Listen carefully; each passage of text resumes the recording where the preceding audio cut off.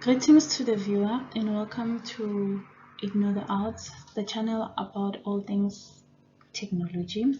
So this video is a series of videos that will cover the topic information and communication. So in our first unit we'll be tackling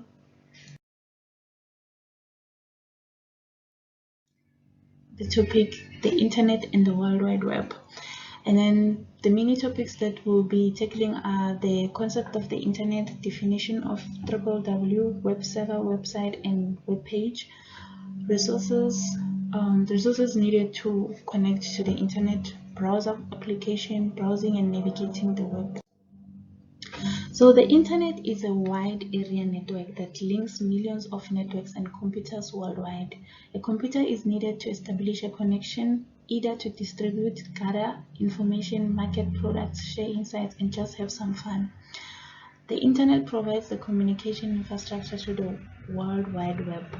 Internet applications include mobile, smartphone, and tablet applications like internet messaging, mapping with real-time road traffic information, music streaming from the cloud, etc., etc. The World Wide Web or www is a worldwide hypermedia system consisting of millions of web servers that store documents consisting of electronic pages. These documents are called web pages or web documents, and most of them contain text, pictures, sound, video clips, animation, and interactive programs. It is very important to know the distinction between the internet and the web and the triple web. The triple W represents only a part of the internet. That part provides access to the range of multimedia facilities. When you view a web page, you will see underlined words. Each underlined word represents a link to a computer resource. The resource might be a program, graphic, document, or other web document. The address of the computer resource is concealed behind the underlined words. A website consists of a collection of linked web pages and is hosted on the web server. The web server receives requests for a web page and responds to this request. The contents of a website are accessed by using a web browser and entering the website's homepage URL in the browser. A web browser is software developed to browse and interact with web pages. It feeds back the text, images, audio, and video clips held on a distant computer to your computer. A web server can host many websites. A web administrator is usually responsible for managing. And the resources needed to connect to the internet are the internet service provider, which is an organization or business that provides consumers with access to the internet and related services. For a fee, the service provider provides the necessary software, username, password, and access phone number. And then the modem. There are three different types of modems. There is an analog modem to connect via ordinary telephone lines from your home, digital modem to connect via ADSL lines, and then wireless modem to connect via wireless connections like using your mobile phone. And then computer device can be your desktop, your notebook, your tablet, and your cell phone. And communication link and some sort of a software that you can use to connect to the internet. This is an address of Ignore the Odds, but do note that Ignore the Odds currently does not have a web address.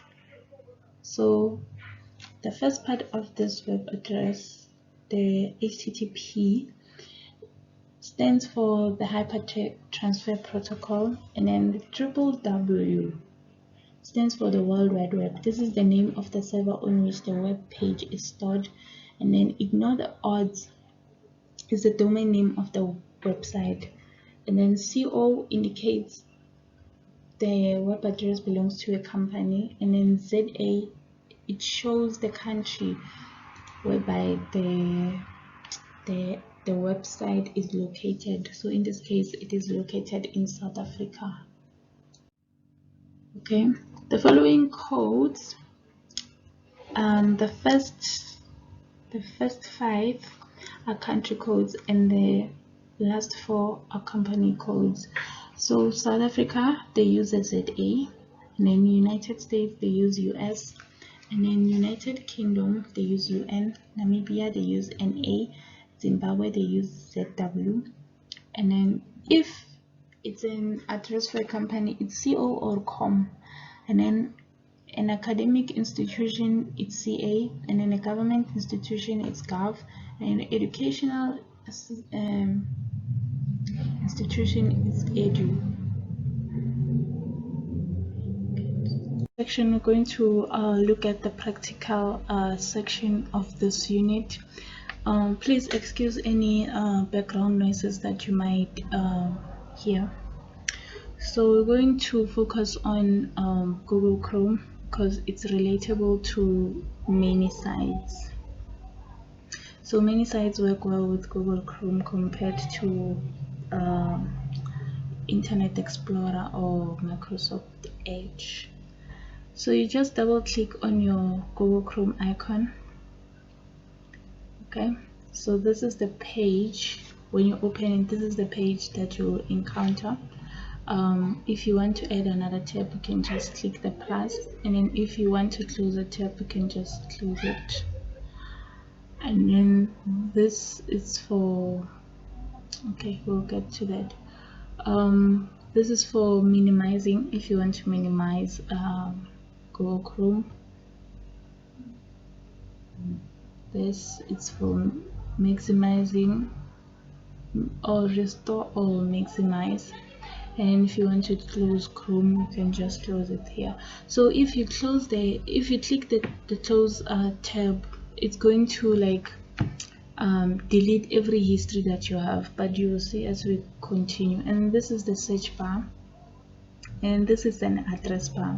An address bar and a search bar, the difference is that here you can enter your URL, and then here you can just enter your topic. Like let's say computers worldwide. Okay.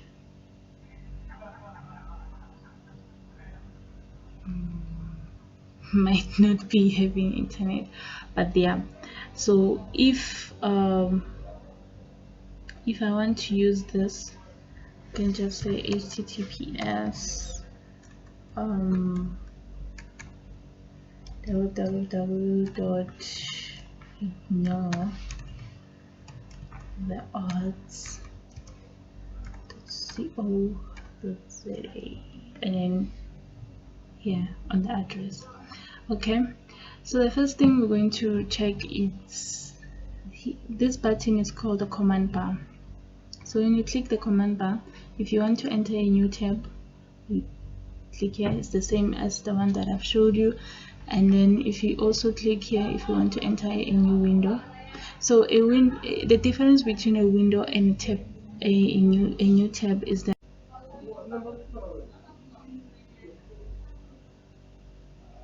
okay. So in incognito mode, it means that like you can browse privately without anyone having access to the things that you are observing. So as you can see here, now you can browse privately and other people who use this device won't see your activity. However, downloads and bookmarks will be saved. Chrome won't save the following information: your browsing history, cookies, and site data. Information entered informs your activity might still be visible to website you visit, your employer or school, your internet service provider, and you have an option to block cookies. Then downloads. Download the things that you have downloaded or are still downloading. Okay, let's take you on to download maybe an image. Let's go to this tab of images, and then here are the images, right? You can just right click and say save image as. Just want to download it on our desktop, right? And then choose desktop. It's fine the way they have named it. So it's downloading. And then if you want to see your downloads, you click there. That's the picture we've just downloaded. And if you want to see the location where it is saved at, you just say show in folder. Then it's going to direct you to the folder that it is saved at. So this is the directory where the pic is saved at. Okay, we can close this. Okay, now let's discuss hyperlinks. So a hyperlink acts as a bridge between separate web pages. A link can be a picture, an image, or colored text, usually underlined. So this is a hyperlink, okay, because it's leading us to a web page. Okay,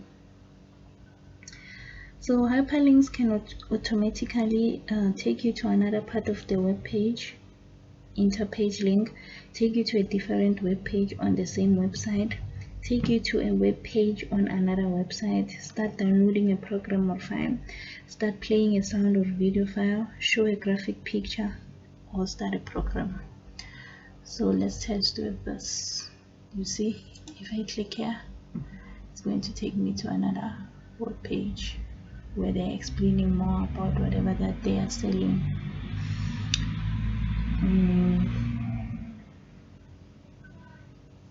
Basically, a hyperlink is a shortcut to another web page or to a different section of the current page.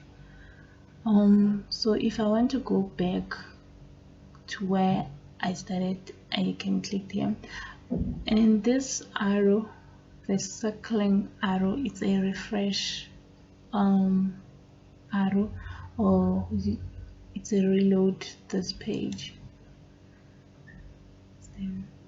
Yeah, and then if I want to go back where I started, I can go back, and then if I want to go back where I was, I click here.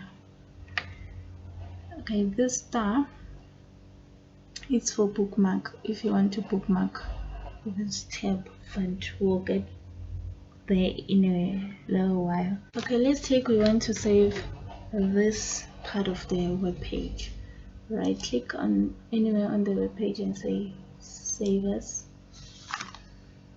Let's save it to the desktop, right, and save. So I want to show you something as it is downloading. You see here, you can cancel, you can pause your downloads. So it's done. Let's just say show in folder, and this is how it's looking when we click there. It's going to open the same page but differently, but using Microsoft Edge in this case. Okay, no problem.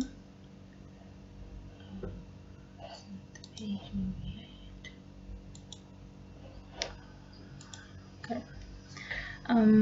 And then if you want to download the page, you can just to print the page, I'm sorry, print,